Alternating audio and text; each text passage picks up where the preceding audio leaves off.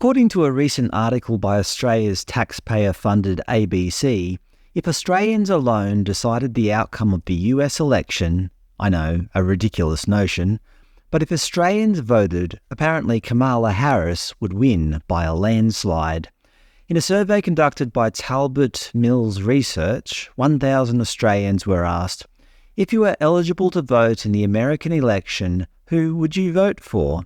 48% of respondents said they would vote for Kamala Harris, while 27% would vote for Donald Trump, with others not voting or unsure, or would vote for a third-party candidate.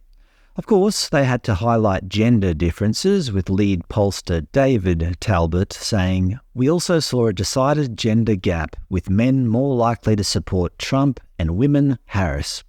With regards to political affiliation, Labor voters were most likely to support Harris at 59%, with Greens voters coming in a close second at 58%. One Nation voters were the least likely to support Kamala Harris. On the flip side, One Nation voters were the most likely to support Trump at 58%. Interestingly, 17% of Green voters said they would vote for Trump over Kamala Harris. That's quite telling, isn't it?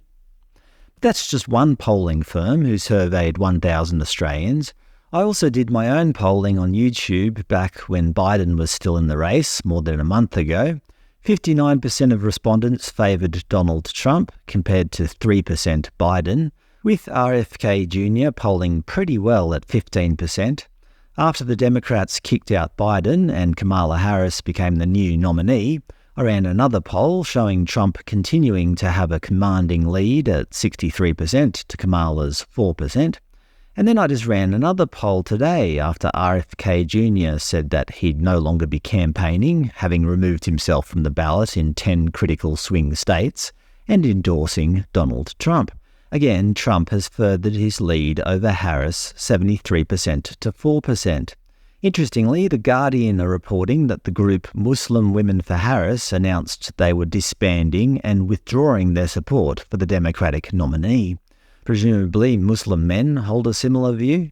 Also, in my independent polling, I found that Ronald McDonald, Mickey Mouse, and Daffy Duck have all been polling relatively consistently at around 20% or more.